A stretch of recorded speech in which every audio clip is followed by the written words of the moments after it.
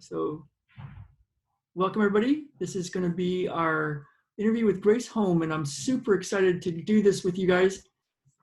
I've known Grace for about 4 years or so, and she has quite a story, and so I'm going to be asking her how she came to be doing what she's doing, and how that can help us. The Big Island, Aloha, Croatia, Darko. That's an awesome name. Okay, so let me just make sure Grace is good. Where is Grace? Attendees. Grace. Let me go see. Hello, Elaine on Facebook. So excited you guys are here. Let me just go check my email real quick and see if Grace is having any issues getting on. Doesn't look like it. I'll just send her a little message. My not so secret motive is to hopefully have her on a few times, interview her. She's got a lot of good stuff to share. Let's see, Zoom link. I don't know how to send this. I can do it this way. Hang on. So participants.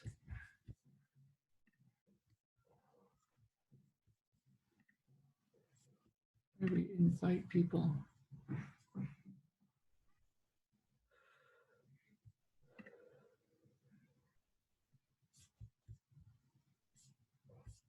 Hang on just a second, you guys. I don't see Grace yet. Still learning about how to use the new Zoom. They've changed it on me. So let's just see here. Participants, it should be in here. Okay.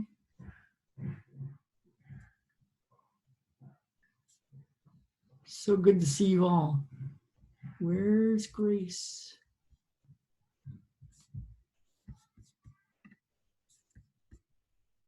Oh, there she is. Okay, cool. I'm going to move her to panelist.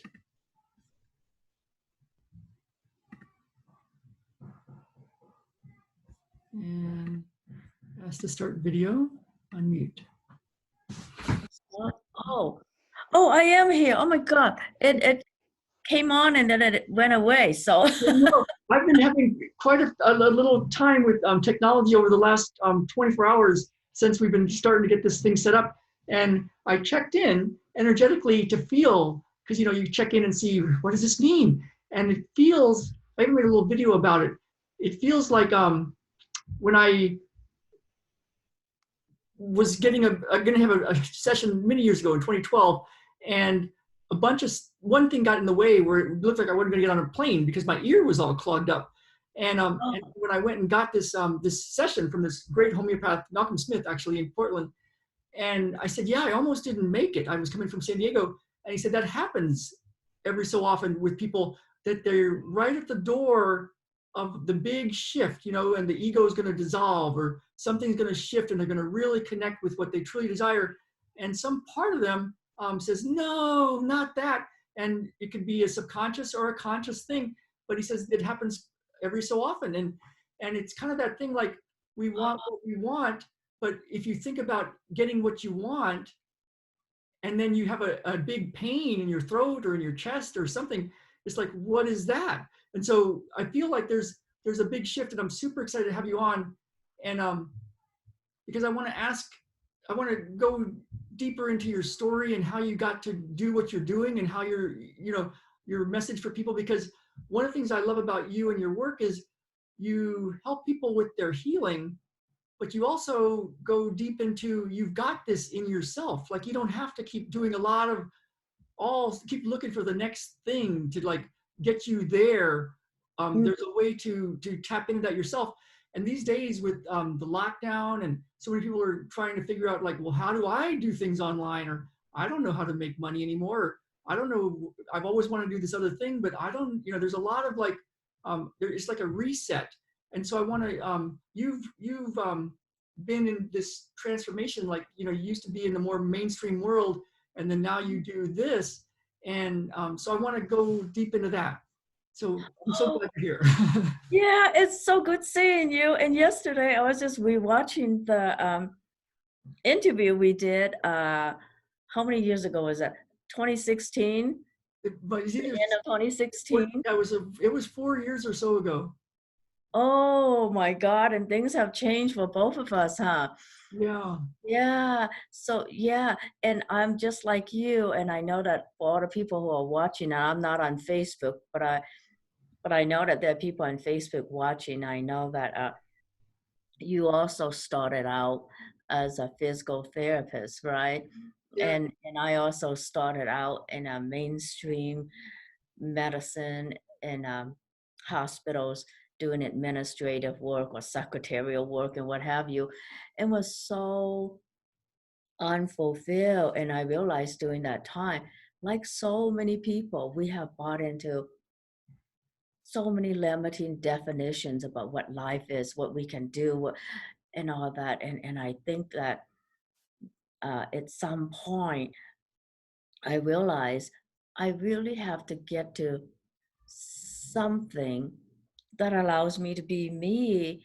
Otherwise, I was just dying in that system, and depressed and medicated, have autoimmune challenges. So something is saying I have to do things different. And working in a hospital where I have better health care than most people because I work in a hospital, but better health care. I should be grateful for that, and I'm grateful for that because I know how challenging it is for a lot of people, especially now or whenever, to even have access to healthcare. And I had access to healthcare because I worked in the hospital. And there was a lot of that forced, every year I get a free flu shot. Well, you did And those, I huh? remember how that was enforced. Like before, I can even put my employee card, swipe that in the time clock. There was a nurse with the card, and it says, "Honey, give me that card and have your immunization." No, I'm keeping this card and you can't clock in. Even That's back how it was then. Wow. enforced. That's how it was enforced. I can't clock in. I have to go in, and she's like right there. You have to give her your employee card, and then sign this form that says you will receive this flu shot. And then there are all these lists of all these possible symptoms in the next 2 to 3 days, blah, blah, blah. And then you sign below and date below and get your immunization. And then she will give you your ID badge so that you can clock in and work. Otherwise, you can't. Wow. What did you when you were back there in how long ago was that? How long ago was that when you were working in the hospital? In the early 2000s. Early Yeah. 2000s. And you said you were medicated and you were just not happy with the way things were going. Back then, what was your desire? Like, what do you think you wanted? If you could go back and say, what was your desire back then? What did you think? Back then, I think back then, Ralph, I was still trying to live out um, all these outside expectations of me and what life must be like if I were a successful person. I totally bought into a picture of success that was being sold to me, like to everybody else, right? That you have to get good grades, go to a good school, and get into medical school or naturopathic school, or do something on a professional level that was respectable. But I think deep down, I always just wanted to be able to sit on my ass and write poetry and save the world. Oh, Which that. I finally give myself permission to do now, like after so many years. Now I make time to sit on my ass, write poetry, and save the world. But Oh, I love it. what a different thing, right? And I was writing this morning. Actually, I was thinking about this. I was writing this morning. I thought, yeah, I know the expectation even now that I should get more clients, be on more tele summits, create more packages, create more of that, create more of that. bring in more money because, you know, in the Tele Summit world, well, in the whole world, success is still measured by how much are you making? Are you hitting that six figure? If you hit the six figure, are you doing, how close are you to seven figure? When are you going to get to seven figure? And when are you going to do that?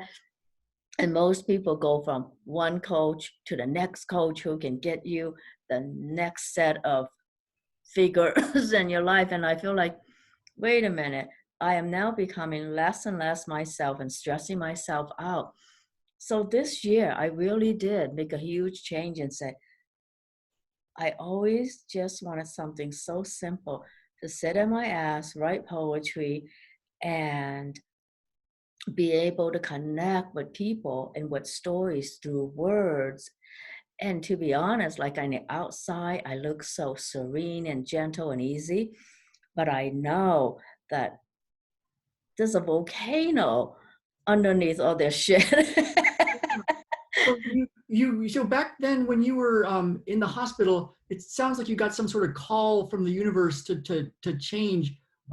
What happened? Was there something that happened that where you got out of that world and then got into this world? Was there some kind of call that happened? Was there There- an obstacle that was in the way, or some person that stopped you from doing? What happened to get you I to? think I got more and more into problems with administrative people. It became harder and harder, but also I became sicker and sicker. And there were days when I just couldn't wake up until 2 p.m. and I'm so embarrassed. I almost got fired for too many no shows. And I did not know at that time that, you know, the fatigue thing has to do with being so out of alignment with my real life. And I happen to have been exploring alternative stuff. And so I started going to weekend seminars and webinars that sounded interesting. And I was in Judith Orloff's seminar. She's a medical intuitive, and she was talking about how she can feel this and that. And she uh, had someone go on stage with her where she demonstrated what she was feeling and sensing and blah, blah. And I thought, wait a second, that's what I can do. And I was told that I was too sensitive for my own good, that I should not do any bedside thing because I cry too easily. I was too sensitive for my own good. I remembered a short amount of time that I was in working in cardiology, where I remember distinctly one morning when my heart was racing, when my chest was in so much pain, I thought I was going to have a heart attack. And then it just happens to be happening before lunch. And so during my lunch break, I would sit outside and I just breathe. And I thought, it can't be. And I was only in my 30s. So I like, I can't be having this heart attack, but I have serious heart palpitations and chest pain. And I realized that working in cardiology, I had no filter. I did not know about um, having boundaries of any kind. So by mid morning, I was feeling everybody else's chest pain, everyone that was in the weight room in the clinic, Yeah. all their chest pains, all their heart attacks, all their strokes, all their issues was just hurting my body. But at that time, I did not know that. I did not know that that's what it's like to be empathic and have no boundaries. So yeah, so you were getting the call that something was off, and it was pretty freaking scary. I mean, and what made you jump? Like, how did you decide to change that? Like, what was the thing that did something happen? Was it in an instant? Was it just taking more and more classes and then doing it part time? What happened? Yeah, it was a few things, and it was also a gradual thing because I couldn't just like become an alternative healer overnight. So it took a few years, I think from 2004, 2005, 2006, 2007, 2008, all those years, I was going to teleseminars and doing some things what I can on my own, like the emotional freedom technique that anybody can learn and do. Remember, that's when it started. I don't know when the emotional freedom technique started, but that's when I started exploring alternatives, and I would do some Tai Chi or Qigong a little bit, and then I would get better, but then not really. I would take some yoga classes and get better, but then something inside of me still feels like when I go back to work on Monday morning, everything changes, you know. You can do so much yoga, but it doesn't take away that sense of being so out of alignment, so unfulfilled, and so out of it. Yeah.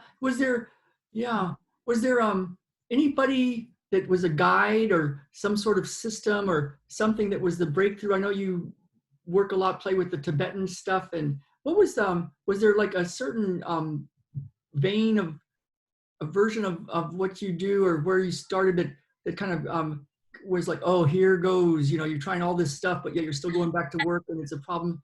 Was there a guide or was there a certain method or some kind of thing that got you really moving? I'm gonna say not really. It was just the intensity of feeling out of place in the hospital, always feeling like there's a zillion things that I could be doing, but never really fulfilled. And I was good at my job, and I always go into work, and it's so embarrassing to admit this, but I would get my work done and I would bring my notebook and I would be working on my great American novel when nobody was looking.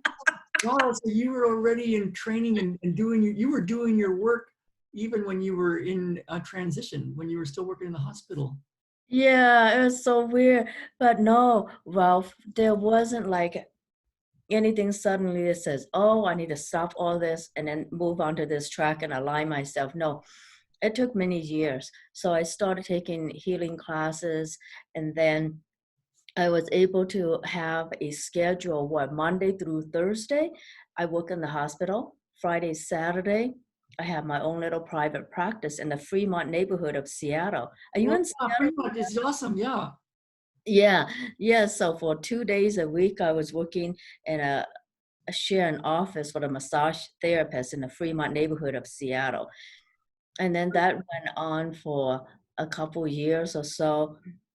And then one day I decided, forget it. I'm never gonna make it like this. I have to just give it my all to one thing because I was tired of working at a hospital. So then suddenly I decided that, oh, geez, I'm gonna go at this full time now. That was like 2008. And that's awesome. And did it just go or were there obstacles that happened or what happened then? You know, for the first few months, it went really well. I rented a different office in the Queen Anne neighborhood, and it was working out well. Yeah. I got clients, and I don't know what suddenly stopped besides 2008. So then I have to take temp work to help me get by. And then that also didn't work because a lot of clients were feeling scared after the crush, and they were not coming back. And I thought there was something wrong with me. So then I worked for many years temp jobs, and then there was a point where I couldn't even get temp jobs, and that was just so freaking scary and barely making it. Then I have to move my office home and not be able to pay for a separate office. Then I just did work at home, which forced me to also learn to just do distant healing. So I Oh, just so the that next that thing. that problem then became a thing that spurred a whole new way to do it. Yeah, yeah, because I couldn't afford an office in the Queen Anne neighborhood. It was expensive, and while I liked that, I just couldn't afford that. So that didn't work out. Then I started doing work from home, do some distant healing, like just over the phone, and that worked out well. And that's where I had to learn how to get online, create an online presence, and all that. Yeah, and I remember back in 2016 when I really wanted to just be going big, be on the tele summits. Of course, I didn't even know how to go about that. So I kind of created my own for a little while, and that's where we met. Yeah, yeah. Thank you for having me on there. That was so awesome. I'm like, whoa, Grace wants to have me on her show. We'll have you on my podcast soon. Well, Yeah. do this again because I know I really want to go deep with this because you say, you know, you wanted to sit on your butt and do poetry and change the world, and yet you did a lot of action, and there was a lot of times when you were backed into a corner where it's like, oh my God, I can't even get a temp job, but I have this dream and I can't even pay for rent, but I'm at home, and now I can't even do that, you know, I got to do things over the phone, and so you wanted to sit at home, you wanted to sit on your butt and do, I forget how you said it, but you said it better than I said My it. ass and write poetry and save the world. Change the world. But you did a lot of work. Can you Mhm. talk about that a little bit? Like, it seemed like there was a strategy that you were using to like be just like doing your poetry, doing your art, doing your work, but yet there was like coming up against all these different challenges, and then using them to your advantage, and doing real work. Like there's Yeah. in the spiritual world, I see that that's a thing. Like some people, a lot of people want to like just have it given for free, which we see so many instant miracles, but yet your story shows a way to like that, to do that, but also to work really hard and overcome challenges. Can you talk? Yeah, when I didn't have clients and just like was waiting and hoping that I get the next Reiki student, get the next one, and just waiting, some of the time I'm so embarrassed I had to take any temp job. And I even took a temp job where my job was to go to, I don't know, it's a baseball game where they, in the Mariners game, where you have to just check people's purses to make sure they're not carrying a gun or wallet. And out in the cold in the evening, I was just standing around Mariners ticketing booth to check people's purses and coats and make sure that there's nothing, no guns or unacceptable stuff in their purses or coats and stuff. So yeah, I had to accept just like any freaking job that pays me, and not. And I used to be paid well when I was working in the hospital, and then to take a temp job where I was just standing What in the made you not basement. go back? What made you not go back to just get a regular job or just start making money? Or what made you keep going? Totally stupidity. And partly this belief that I really have to make it doing what I love. I really have to just believe it. And it's not like I fake it till I believe it. I have to work it and believe it. Yeah. Yeah, and I can feel it. Like when I do your meditations, it instantly goes to a very deep place. And yeah, and you I'm really deep. And you talk about everybody's got, you teach that everybody's got this healing power within. How um what was your how did you when did you get that epiphany? How did that happen to you where you realized, oh my God, it's here, and not like you can take classes and you can do work, but it was like tell us about how you figured that out. Yeah, I figure it out in small, small dosages. Like I know that like when I was younger, the one place that I find really healing for me was for me to have time to sit and read and journal and reading. And I was always kind of connecting to whatever literature inspires me. So I know that language and writing and healing, we can heal that way. And I'm so inspired by the people who have completely changed their lives by changing their stories, by rewriting their story and owning their life story. Like Maya Angelou is a great example of someone who showed me that no matter what has happened to you in life, when you own it, you can create art out of it. And she was always so inspiring to me that you can take whatever life gave you and create art out of it. So she's my inspiration. But of And I'll have course, to remember that. I didn't sit on my ass like her. She didn't sit on her ass either. Yeah, yeah, Maya Angelou. I'm going to write that down. I think that's a very important point that you bring up because Maya Angelou, because the people, of course, our thoughts and our beliefs and our programming can affect our reality, and part of that I think is who you're surrounding yourself with. And if you can't be in their physical presence, or if they've passed on, there's Uh-huh. there's their essence, their energy. You can be in that environment by reading their books, by watching their videos, by going to their seminars, by being in their presence if they're still alive. And Yeah. in that vibration, instead of in CNN and Fox News's environment, and just Netflix, and nothing wrong with the, well, there's something wrong with something, but but the environment, I think, is really, really key, and you provide that with your work and your website and all your offerings. So yeah, it sounds like you put yourself in an environment of people. Yeah, the internal environment matters so much more than the external, because I know that many people grow up in very, very tough neighborhoods, and some people still manage to grow up in tough neighborhoods and face down really horrible challenges. And then some people allow those challenges to define them, and they become too too defined by the experience instead of owning their story.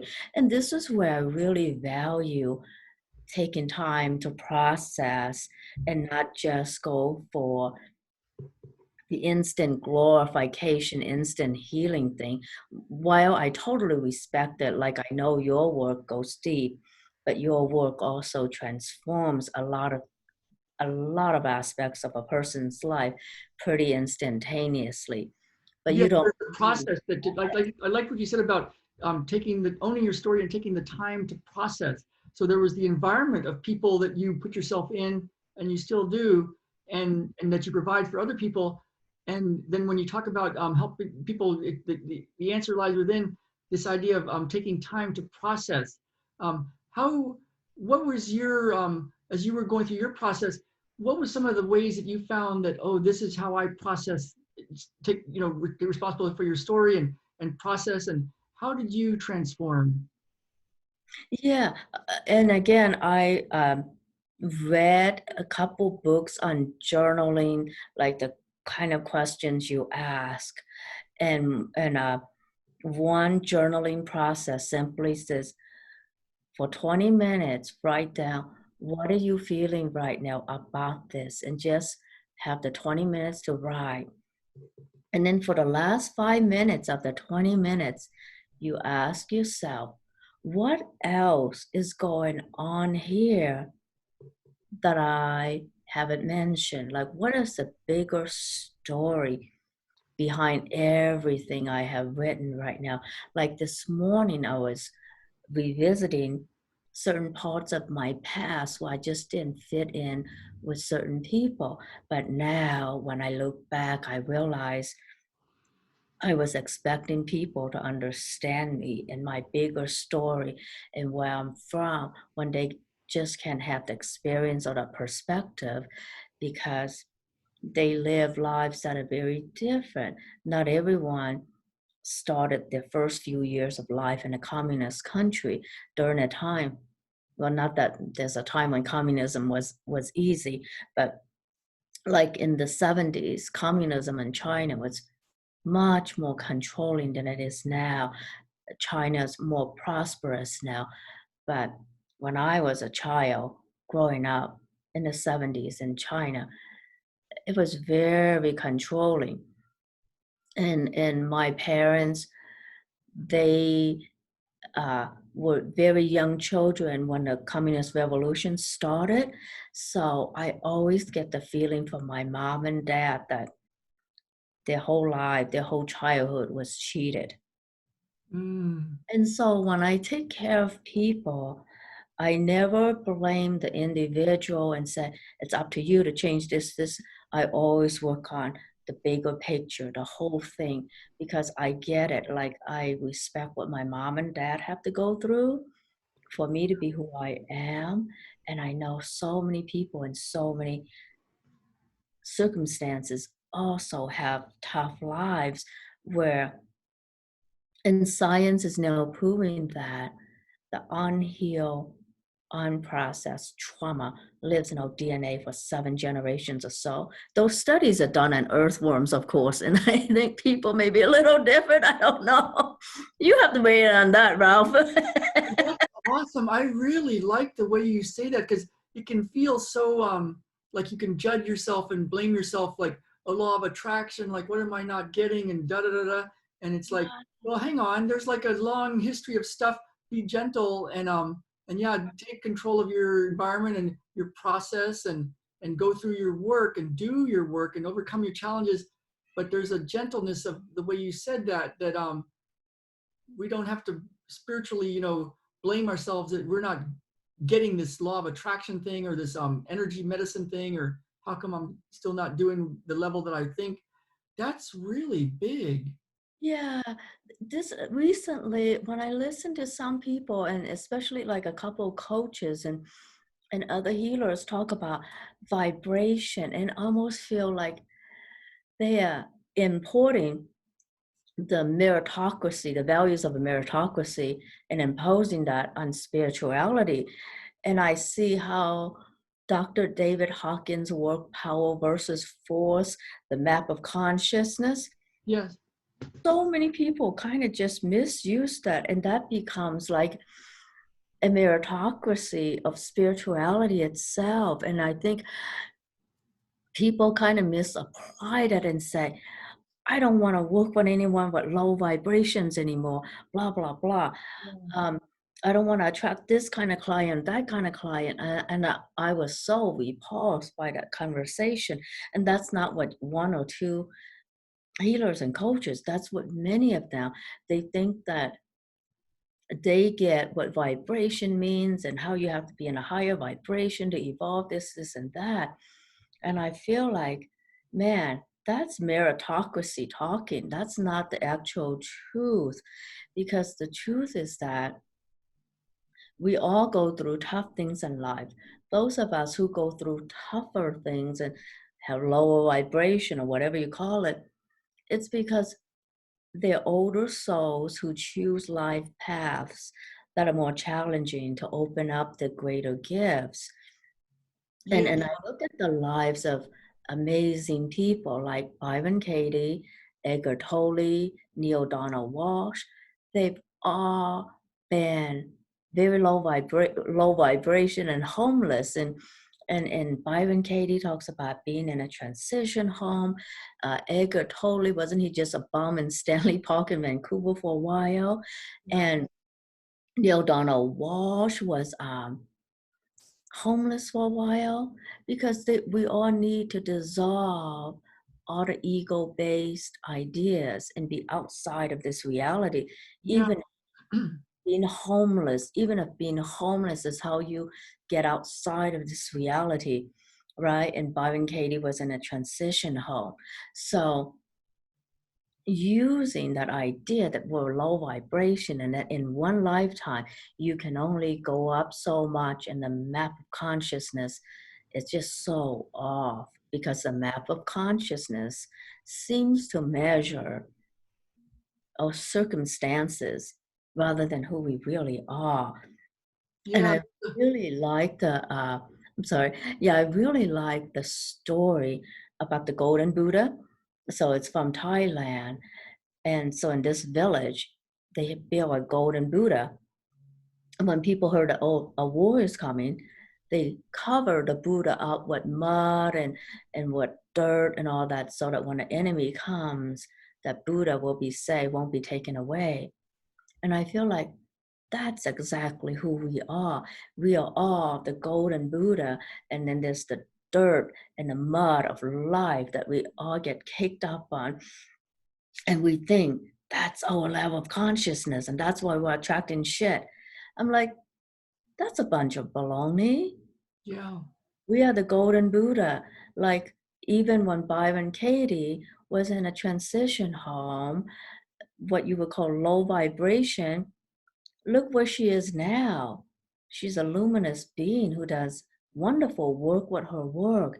And Edgar Tolle too, and Neil Donald Walsh, because they managed to clean out, allow all that mud and dirt to dissolve, and to be connected with the golden Buddha within, right? Because and I know that Byron Katie did that through questioning, Yeah, question where she there's was. yeah, very, very big. I agree. That's very big, and I love the way you journal and ask the question, "What are you feeling?" and then go deeper. What is this really about? And just sit with that for a period of time every day.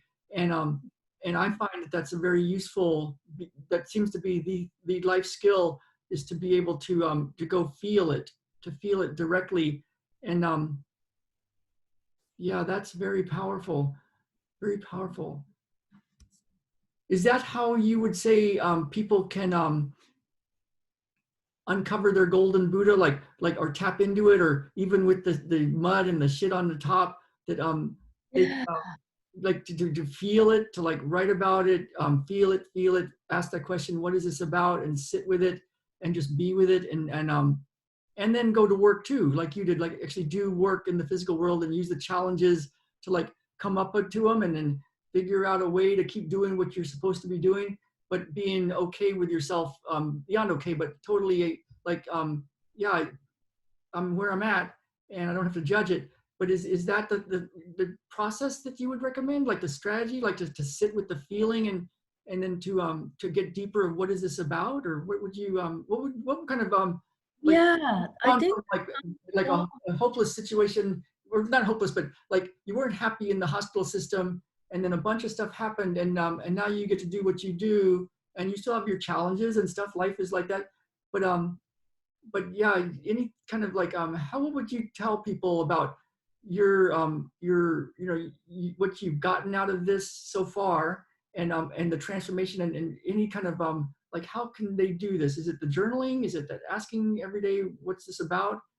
Sitting with it. What would you tell us a little bit Yeah. about that? Thank you, Ralph. Yeah, for validating all that, because I know that in this day and age, when we're so focused on instantaneous healing, when you want to take time to talk about process, people sort of tune out, but you value that. So that allows people to We got both really. our paths, right? I Yeah. would love, like, just it all be like this. But on the other hand, there's a movie I like it, not just because it's my name, Saint Ralph, but he has a mom that's sick in bed, and all of a sudden he hears the priest in his boarding school say, if he wins the Boston Marathon, it'll be a miracle to rival the fishes and loaves. And he goes, well, I need a miracle. I need my mom to get well, so I'm going to win the Boston Marathon at age 14. And then he goes through all these challenges, and then at the very end, the transformation that he gets.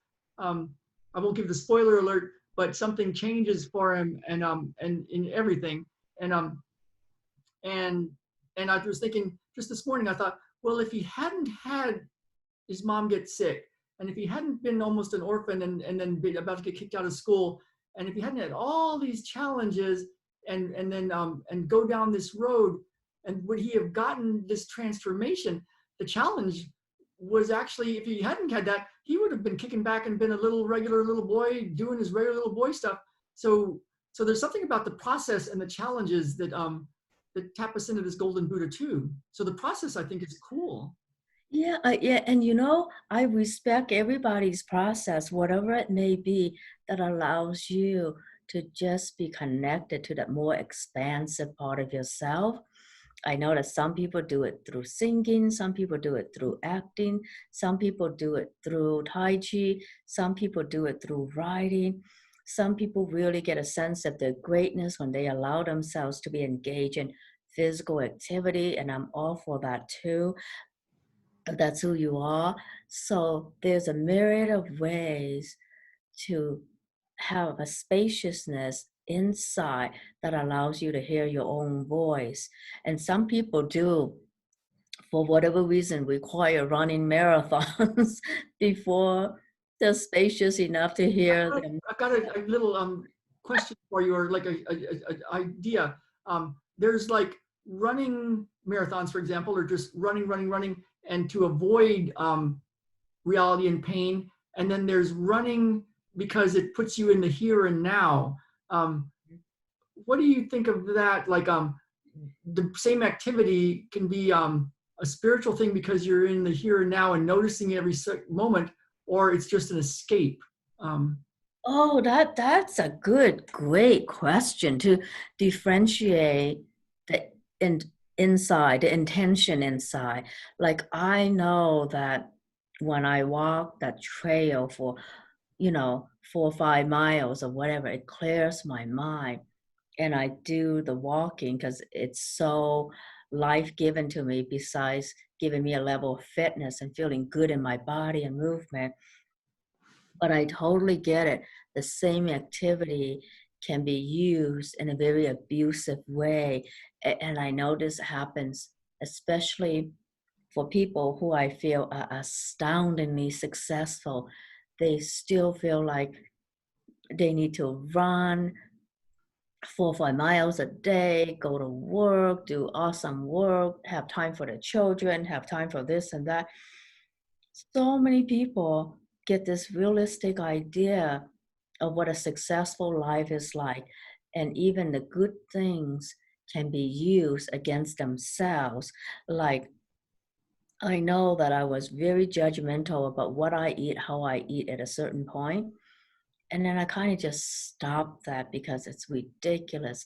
How am I to integrate so much information from so many books on nutrition when it's my body that's processing the food? Why am I not asking my body? Why do I go to all these books for information when it's my body that's doing the actual work of absorbing or not absorbing nutrients from food? And do I give myself enough rest after eating to let that happen? And I got into the very bad habit from working in healthcare of eating on the go, eating while I'm on the phone, eating while I'm working and never leaving my desk, because that's what was so rewarded in our productivity culture. Yeah. Anytime you take a break for yourself, even lunch breaks, it wasn't okay. And I remember how I was so worn out because I didn't even let myself have my lunch breaks when I work in healthcare. I ate as I But go. interesting. You were working in healthcare and you were doing that, which is not such a healthy thing. Oh yeah, and I don't know what it is about hospitals, but when I was working in a hospital, every time people come see their loved ones, they bring pizza or crispy donuts, Krispy Kreme donuts, and then they would bring it up to the nurse's station. And of course, that would be my desk. And I'd be like, oh, I don't want that to go wasted. Thank you. Oh, And the next thing I know, I got yeah, half it's like a eating plate. That was the consciously. perks. Or maybe it's eating consciously. I've got somebody that had a question, and I'm just curious if Sharon Jit might comment, because there's something that happens, and if you've been on Grace's sessions, you know that when you start playing it, stuff changes, things happen, and we can think, oh, Grace has to do something, or I have to do something, and then somebody's going to have a healing thing. But there's something else. It's kind of like the field or the spirit or whatever that is. Grace has got our backs, and so I'm just curious if Sharon Jit had any kind of shift, if he or she, I'm not sure, wants to check shoulder and knee and see how that is, if things are different. And anybody else that wants to just chime in either on Facebook or on the comments, just do a little check of see how you feel, because I'm just kind of curious. It just kind of hit me all of a sudden that would be really cool to check in on. So Okay. yeah, so that's that. And I want to, you have a really profound MP3 right now on your website for people that just go to your website. That's an immune boosting thing. And if you haven't listened to it, I would recommend it. Is it gracehome.com? Yes, graceghome.com. Grace G Home, HOM. So graceghom.com. And you can get that MP3. And she talks about the fluid in between the spaces of the cells, interstitium, and that's such a very powerful place where information can come in and out, and waste products can come in and out. and the electrical activities between the cells. If that's optimized, a lot of health happens. And we find that when cells are clumped together and there's not a lot of space and the fluid exchange isn't there and the electrical exchange and sodium and potassium balance isn't there, all these technical-ish terms, the cell doesn't have a lot of vitality. And so she works a lot in that with this energetic thing.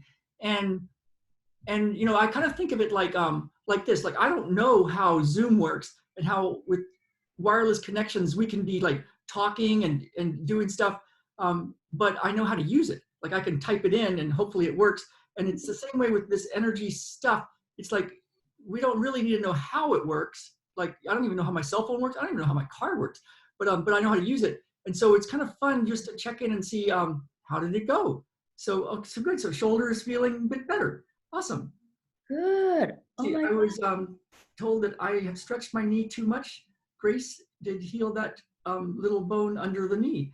Yeah, yeah. So God. much of what we've been told is I remember one time in physical therapy they told us you had to stretch for 45 seconds or something because there was this curve, and if you just stretched less than that, it would stretch, but then it would go back to the regular shape, and you had to go past a certain point, and then it would be stretched out. But I thought, well, that's kind of weird because it's kind of like a rubber band. If you did that to a rubber band and you stretched it far enough that it would never come back, it wouldn't be a very useful rubber band anymore. It'd be like all stretched out. And so there's a mechanism in place that, yeah, that doesn't make sense on a deeper how the body really works level. So we may not really know how the body works, but it's cool to do testing and retesting, because when you interact with Grace and with me, but you know, when we interact with this information, things can change. And would you know it if it changed? Would you know it? You know, would you have checked? And if it was different, would you attribute it to like, oh, that's interesting. I was watching Grace and now my knee's different. Like, or because there's so many times that people try to autocorrect and say, oh, it couldn't have been from that. And I think it's because the ego, the mind, doesn't want to believe doesn't want us to believe somehow, or is kind of concerned about us going in that door and realizing we have that healing power in us. And there's just an information shift that can start us on a path. And yeah, it can be instantaneous, but it's kind of like the steering of a ship, I think. Like, you know, you change the course 1 degree and you don't notice anything. And then you notice for another day and it's like, oh, we're going differently. And you notice another year and it's like, oh my God, we are really in a different course. So while the change can be instantaneous, your results might keep showing up over a little time. And there might be a process where it's like, oh, I had to have this obstacle to learn this skill, and I had to have this obstacle to learn this skill. And this mean guy had to come in to like really teach me to go in and not be affected by that. And who knows, but it's just kind of cool when you interact with Grace and this kind of work that that you can be different right now. And it's kind of cool to notice the miracle because they seem to show up more. Yeah, and I think it's awesome that like when people see us or feel their bodies begin to remember what they're capable of too. And you know, and I probably don't explain this elegantly, um, this theory from physics that you probably can explain more elegantly than I, but the observer effect, right? That what you observe changes. And I call that vision holding. Vision holding, When yeah. you're able to hold a vision of others in their full light, in their golden Buddha state, that vision holding changes them. They become the vision, and we are all such capable healers in that way by our very presence, by our consciousness, and by the intention to hold space for the golden Buddha in you and us, that all that mud and dirt, that's all the judgments and all the self-judgments of life just come off easily.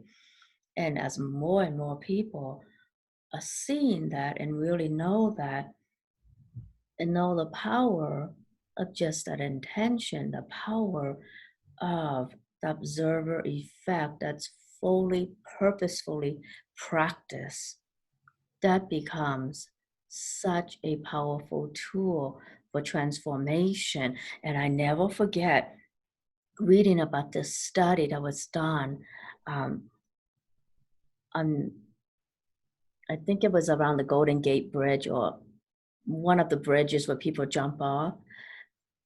And someone kept track of the people who changed their mind. And the researcher interviewed the people who changed their mind about jumping off. It's like, my God, what a big question to ask It's someone. awesome. Instead of what's wrong, what's right. Yeah. And the response was simply this, that they changed their mind because a total stranger took a moment to smile at them and acknowledge them. And I'm like, that's profound. That's a profound power of the observer effect, putting to good use what love. So I thought, I'm going to remember that because it's so life changing. It is, Grace. It is. You've touched on some very big points, and that one, like the environment, like who you put yourself around, and what you that, and then going inside and noticing the feeling and writing it down, and what is this really all about? So the environment and noticing the feeling, and then the vision, the vision of what you want, and also of what is really on the other side of those eyeballs when you meet everybody. And so it's like that's really profound to meet people and to look at them like there's that grace there's that grace behind their eyes, and just to be in the here and now. There's something really, I feel it right now. Thank you, Grace. That was like huge. This is going to be a really good one to watch again. So Sargon is saying it is getting more better. It's good. Awesome. Okay, so that is awesome. So I want to, I'll talk to you more later. We'll send you emails and stuff, and see about having you on our YouTube and Facebook things. I got my technology worked out now, and it went Yeah. through a blip yesterday.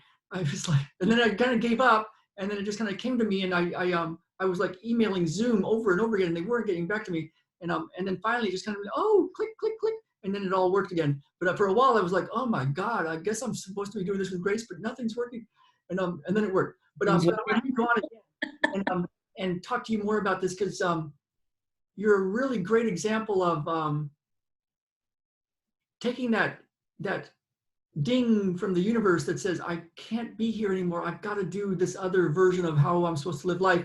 And then starting down this process and going through the challenges and just kind of like keep tuning into what's important for you, and then journaling and what's it feeling like, and then having your vision, and just acknowledging people. There's a lot there. It's easy for me to start to see how, by being on an MP3 that you have or interacting with your work, that you can be different simply from being in your environment.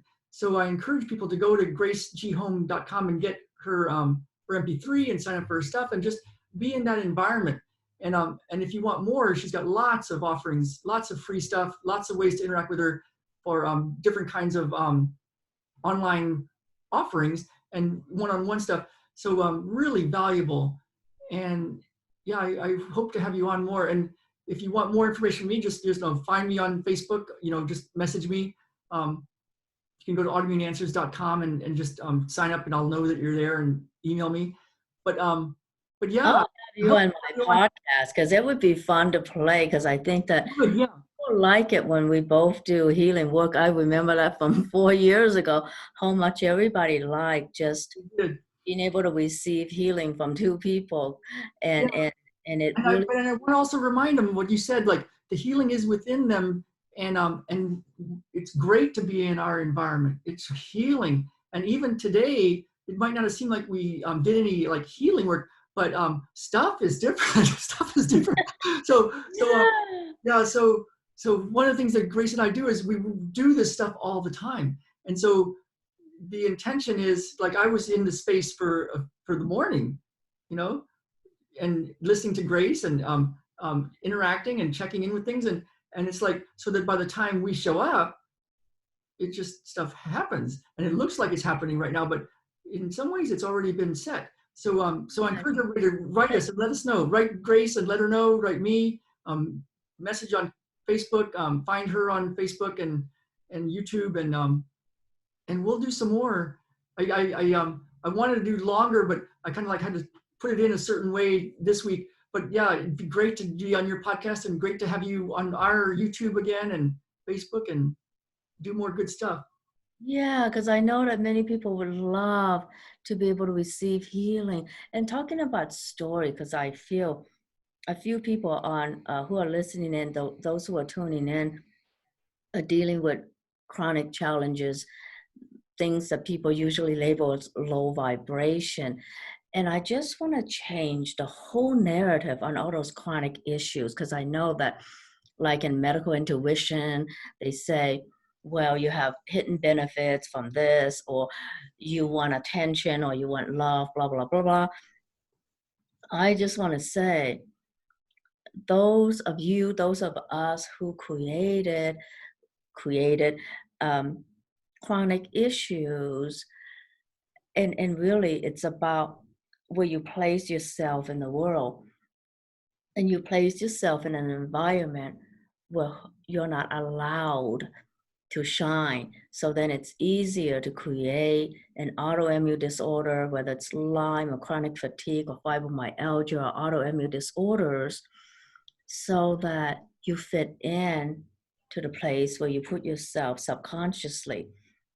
And here's another thing. So many of us have parents who have unhealed trauma from past generations and war or revolutions and so on and so forth. And so as very psychic and intuitive people, many of you are actually like the surrogate healers for your tribe, and you may not know that, but you are. Mhm. And so now that you know that, what would you like? How would you like that narrative to be different so that you can claim your sovereignty? That's awesome. Thank you for that. And what I would encourage people to do is go journal after asking that question, what you're feeling and what it's all about, because there's a lot of gold there in your question. So thank you, Grace. That is so awesome. So good to Oh, see I you. can't wait to have you on my podcast. So I'm going to email you and have you on my podcast, because I think that everybody loves the Oh, space we're we gonna have so create. much fun helping people and Yes. seeing people do their version, and we'll just get a giant group of healing people. So thank you, Grace. I really appreciated it. So grateful for you. And thank you, everybody that's been on.